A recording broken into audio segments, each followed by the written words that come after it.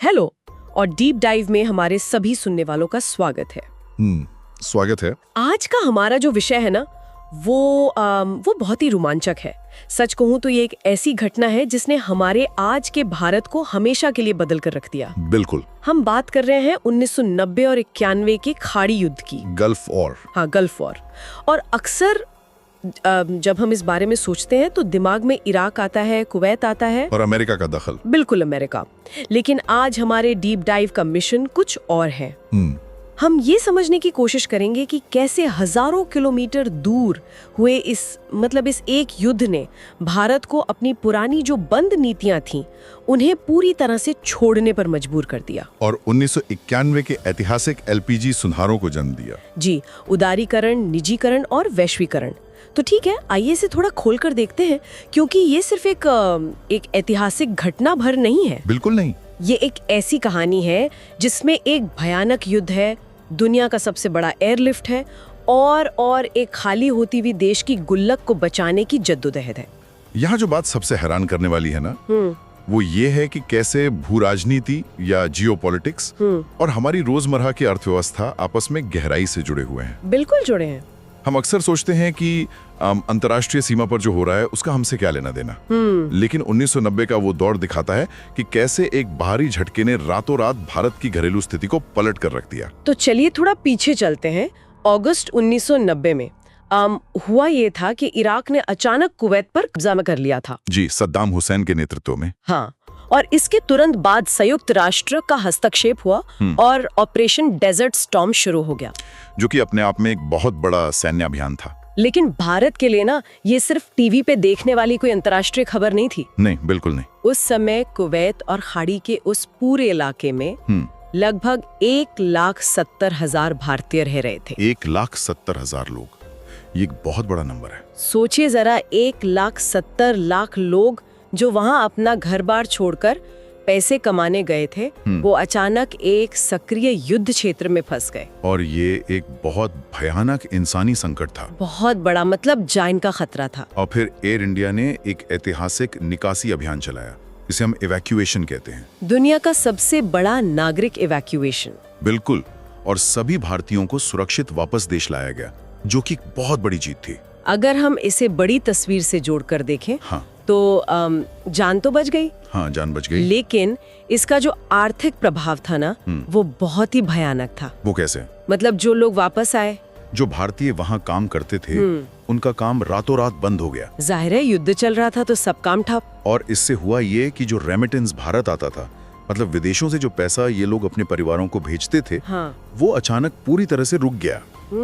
Remittance, हाँ, ये भारत की आय का एक बहुत बड़ा हिस्सा हुआ करता था। नॉर्मल स्थिति में जहां हर महीने एक नियमित पैसा आ रहा था, युद्ध क्षेत्र बनते ही वो नंबर सीधा 0 हो गया। 0 एक तरफ तो लाखों लोग बेघर होकर वापस आ गए, और दूसरी तरफ देश को जो विदेशी पैसा मिल रहा था वो अचानक से बंद हो गया। बिल्कुल बंद हो गया। यहाँ बात सच में बहुत दिलचस्प हो जाती है, क्योंकि संकट सिर्फ रेमिटेंस तक ही नहीं रुका था। नहीं, असली झटका तो अभी बाकी था। हाँ, युद्ध के कारण कच्चे तेल की सप्लाई टूट गई, क्रूड ऑयल, और सप्लाई टूटते ही कीमतें आसमान छूने लगी। बिल्कुल। और यहीं पर मैं चाहूंगी कि हम अपने सुनने वालों को कुछ तकनीकी शब्द बहुत ही आसान भाषा में समझाएं। हाँ, ये जरूरी है। जैसे एक शब्द बहुत इस्तेमाल होता है, विदेशी मुद्रा भंडार या फॉरेन एक्सचेंज रिजर्व। इसको समझना बहुत आसान है। हाँ, हम इसे एक गुल्लक मान सकते हैं, है ना? बिल्कुल, एक गुल्लक, एक ऐसी गुल्लक जिसमें रुपए नहीं बल्कि डॉलर रखे होते हैं। देश की अपनी डॉलर वाली गुल्लक। जी। आमतौर पर ये गुल्लक भरी रहती है ताकि हम बाहर से सामान खरीद सकें, जैसे कि तेल। सही कहा। लेकिन तेल अचानक बहुत महंगा हो गया था, और जो डॉलर खाड़ी से आ रहे थे रेमिटेंस के रूप में, वो आना बंद हो गए थे। तो गुल्लक में पैसा आना बंद, और जो पैसा बाहर जा रहा था वो दुगना तिगुना हो गया। भारत की ये गुल्लक बहुत तेजी से खाली होने लगी। बहुत ही तेजी से। देश को चलाने के लिए तेल खरीदना तो जरूरी था ना। वो तो रुक नहीं सकता था। परिवहन, फैक्ट्रियां सब उसी से चलती थीं। तो इन महंगी दरों के कारण हमारा जो इम्पोर्ट बिल था, यानी आयात का खर्च, वो बहुत ज्यादा बढ़ गया। तो इसे ही भुगतान संतुलन का संकट या बैलेंस ऑफ पेमेंट्स क्राइसिस कहते हैं। बिल्कुल। आप इसे एक तरह तराजू की तरह सोचिए। एक तराजू? हाँ, तराजू के एक पड़ले में हमारा आयात का भारी बिल था और दूसरे पल्ले में हमारी भुगतान करने की क्षमता थी, जो बिल्कुल खत्म हो रही थी। तो तराजू पूरी तरह से डगमगा गया था, पूरी तरह से असंतुलित हो गया था। बजट का पूरा गणित बिगड़ चुका था। और ये नॉर्मल स्थिति से कितना अलग था? मतलब कुछ ही महीनों पहले तो सब ठीक था। नॉर्मल स्थिति में क्या होता है कि तेल सस्ता होता है, व्यापार खुला होता है और आपकी गुल्लक भरी रहती है। लेकिन अचानक से अंतर्राष्ट्रीय प्रतिबंध लग गए, व्यापार में रुकावट आ गई, तेल महंगा हो गया और गुल्लक खाली हो गई। एक तरह से देखा जाए तो पूरे देश में महंगाई और आर्थिक अनिश्चितता के काले बादल छा गए थे और देश दिवालिया होने की कगार पर खड़ा था। तो इस सब का असल मतलब क्या है? मतलब इस संकट ने भारत को किया क्या? इस संकट ने भारत को एक ऐसी जगह लाकर खड़ा कर दिया जहां से पुरानी व्यवस्था के साथ आगे बढ़ना नामुमकिन हो गया था। मतलब हमारी जो पुरानी बंद नीति थी 1991 से पहले वाली, उसे बदलना ही पड़ा। मजबूरी बन गई थी वो। अगर मैं 1991 से पहले की अर्थव्यवस्था को देखूं ना, तो मुझे वो एक बैलगाड़ी जैसी लगती है। बैलगाड़ी, ये एक अच्छा उदाहरण है ना? बहुत ही धीमी, हर जगह अर्थव्यवस्था में रुकावटें थीं। कोई भी नया काम शुरू करने के लिए दुनिया भर के लाइसेंस चाहिए होते थे, जिसे हम लाइसेंस राज कहते थे। हाँ, लाइसेंस राज।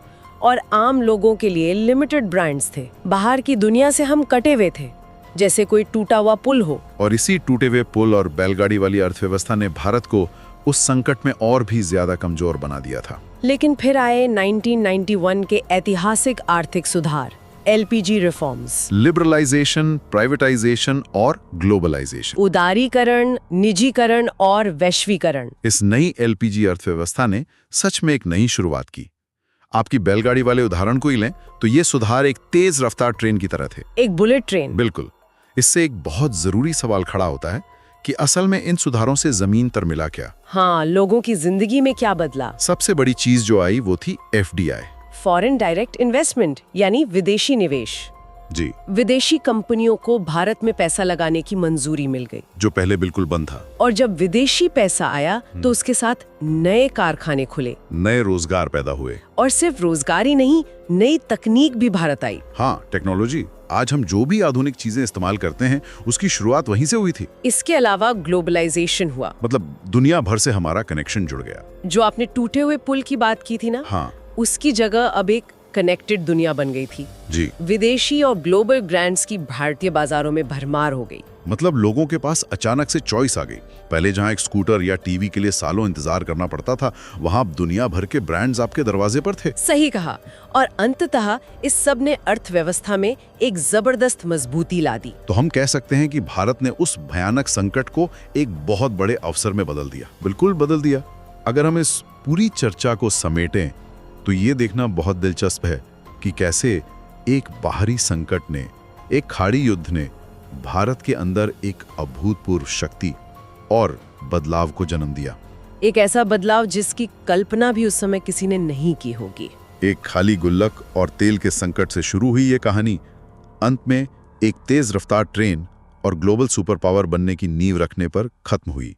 ये वाकई में बहुत प्रेरणादायक है और हमारे सुनने वालों के लिए ये जानना बहुत जरूरी है कि आज हमारी रोजमर्रा की जिंदगी में हम जो भी विदेशी ब्रांड्स देखते हैं, जी, जो नई तकनीक हम इस्तेमाल करते हैं, जी, या जो ग्लोबल कनेक्शन हम महसूस करते हैं, जी, उन सब की जड़ें 1990 और 91 के उसी गहरे संकट और उसके बाद लिए गए साहसिक फैसलों में छिपी हैं। ये बहुत बड़ी बात है।